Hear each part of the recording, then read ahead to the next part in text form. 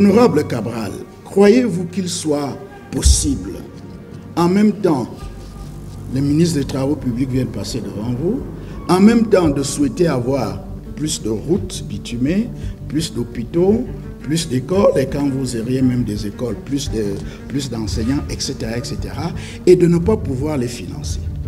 Est-ce que c'est possible? La réponse est non. Ce n'est pas possible. Il faut le financer. Voilà. Vous allez me dire, et c'est ce que vous avez dit, parce que vous avez parlé de la dette. Alors, est-ce qu'il faut recourir à la dette? La position du pays, vous la connaissez, la position du gouvernement. Ne pas trop s'endetter.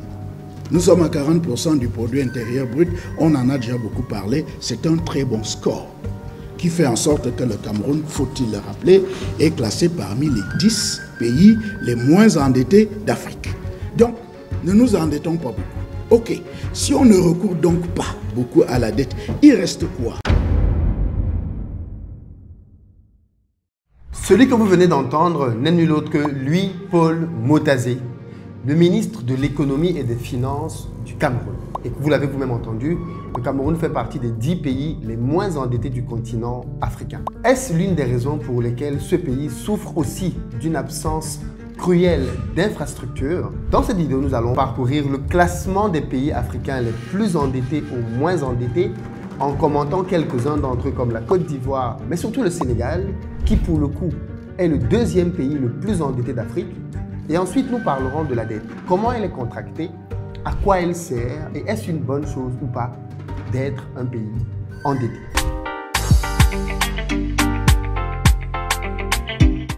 Salut à toi, bienvenue sur ma chaîne. Moi, c'est Philippe Simon et ici, je te parle de business concret. Donc, si ça t'intéresse, tu t'abonnes. Pour ceux d'entre vous qui êtes en Côte d'Ivoire ou qui arrivez prochainement à Abidjan, si vous avez besoin d'un véhicule pour vous déplacer, vous nous contactez au numéro qui s'affiche et on mettra à votre disposition pick-up SUV berline en très bon état avec des chauffeurs pour vous permettre d'avoir un séjour sécurisé. Si vous cherchez plutôt des appartements de bon standing dans lesquels vous allez résider, on a une pléiade d'appartements pour vous qui sont disponibles dans les liens dans la barre de description. Pour ceux d'entre vous qui veulent plutôt acheter leur maison, vous avez désormais la possibilité, pour ceux d'entre vous qui vont passer à l'action maintenant, d'ici la fin de l'année, de pouvoir acheter vos maisons avec 2 années d'échelonnement pour les paiements. Vous avez bien entendu, c'est inédit. Vous n'avez pas le financement complet, pas de problème.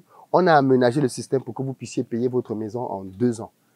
Contactez-nous au numéro qui s'affiche et on vous expliquera comment mettre en œuvre ces mesures-là. Les pays en développement ont dépensé un montant record de 1400 milliards de dollars au titre du service de la dette extérieure en 2023. Qu'en est-il donc des pays africains?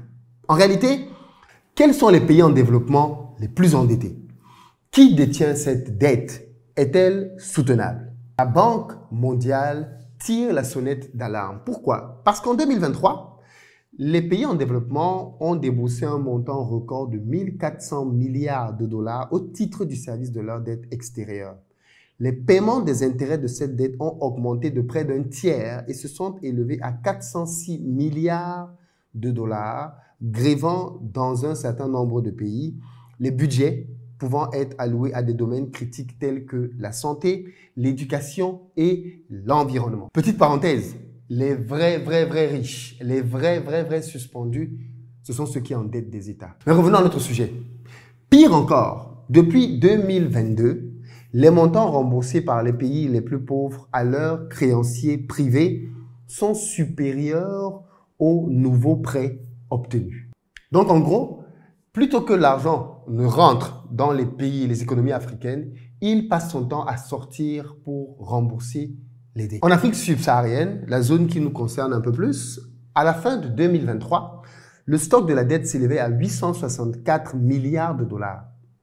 Un chiffre en hausse de 2,7% par rapport à 2022 et même de plus de 250% par rapport à 2010.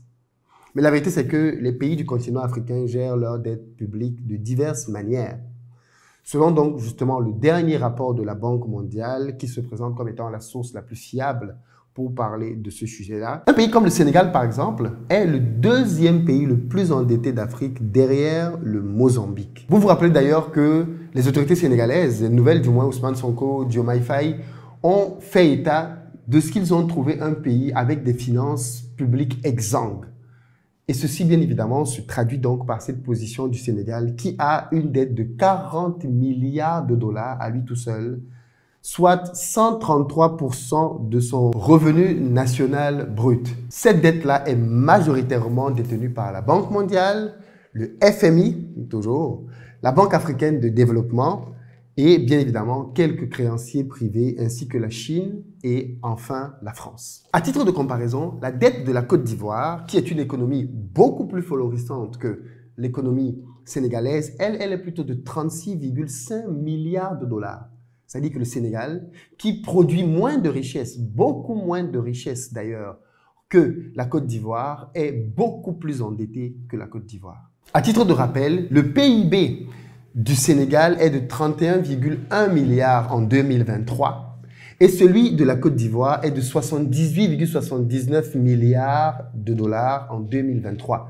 Donc, pour faire simple, la Côte d'Ivoire génère plus de 2 fois plus d'argent que le Sénégal et pourtant, le Sénégal est plus endetté que la Côte d'Ivoire. Ceci permet peut-être de comprendre à quel point les marges de manœuvre des nouvelles autorités sénégalaises ne sont pas si grandes que ça. Et peut-être qu'on comprend aussi pourquoi la rupture qu'ils ont voulu incarner risque d'être plus difficile à mettre en œuvre qu'ils ne l'avaient pensé avant d'arriver au pouvoir. Parce que ce n'est qu'une fois arrivés au pouvoir qu'ils ont découvert certaines réalités qu'ils ne pouvaient pas connaître tant qu'ils étaient dans l'opposition. Alors, pour que vous compreniez bien l'exercice à faire derrière celui de la dette, c'est qu'en fait, une dette en elle-même ne veut pas dire grand-chose. Si on prenait uniquement le classement des pays les plus endettés en Afrique, le Sénégal ne serait pas le deuxième. Il serait plutôt 10e, comme vous pouvez le voir à l'écran. L'Égypte arrive en tête avec un stock de la dette extérieure de 168 milliards de dollars. Ensuite, l'Afrique du Sud, 165 milliards de dollars. Le Nigeria, 102 milliards de dollars. Le Maroc, 69 milliards de dollars. Le Mozambique, 66 milliards de dollars. L'Angola, 57. Le Ghana, 43. Le Kenya, 42. La Tunisie, 41. Le Sénégal, 39. Mais, en réalité, une dette doit être mise en relation, en comparaison avec la richesse que tu génères. C'est ce qui permet de voir en réalité à quel point tu es endetté ou pas. Prenons un exemple simple pour que ce soit compris. Supposons que vous gagnez par exemple 1000 euros ou alors 1 million de francs et que vous décidiez de prendre une dette de 100 euros ou alors simplement de 100 000 francs CFA. Vous êtes endetté à hauteur de 10% de vos revenus. On est d'accord, n'est-ce pas? Eh bien, si vous décidez maintenant plutôt de prendre une dette de 10 000 euros ou alors de 10 millions de francs CFA, vous voyez que votre dette maintenant devient importantissime, pas parce qu'elle représente 10 millions, mais parce qu'elle est beaucoup plus importante que ce que vous gagnez. C'est pour ça qu'en fait, vous allez vous rendre compte que les pays les plus riches sont aussi les plus endettés, parce qu'en fait, on va regarder leur endettement par rapport à leurs revenus. Et donc, on va se poser la question de savoir, est-ce que ce sont des pays à risque? Est-ce que quelqu'un qui gagne, par exemple, 1000 euros peut rembourser une dette de 10 000 euros? On se dit, s'il gagne ces 1000 euros-là, année après année, en plus, il va normalement en gagner un peu plus, sur le temps, il peut rembourser ces 10 000 euros.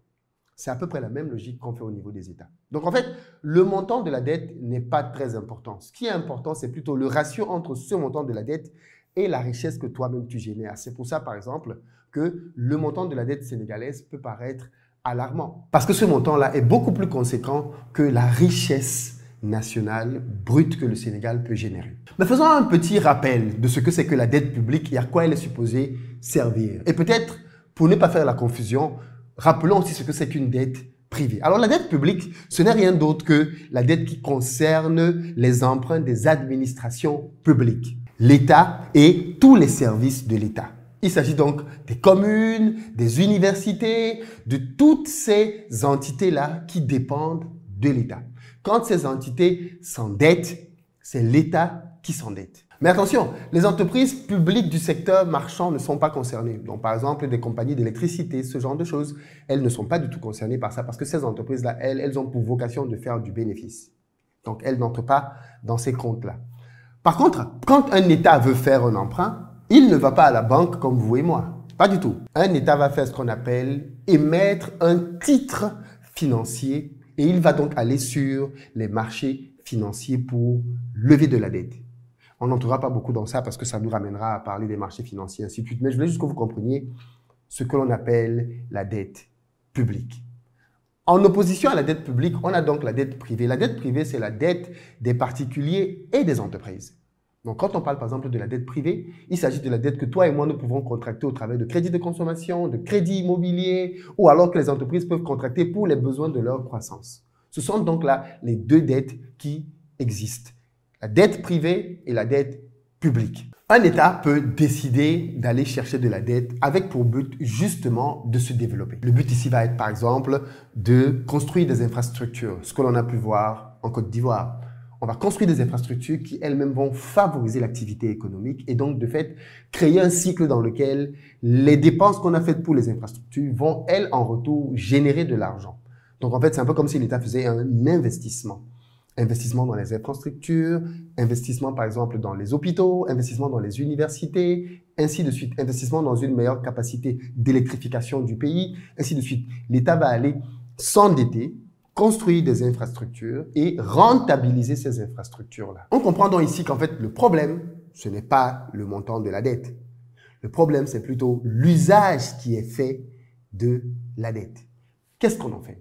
Est-ce qu'il est réellement utilisé pour les besoins pour lesquels la dette a été contractée ou alors, malheureusement, il est détourné pour satisfaire des objectifs sombres tels l'enrichissement illicite de certains dirigeants?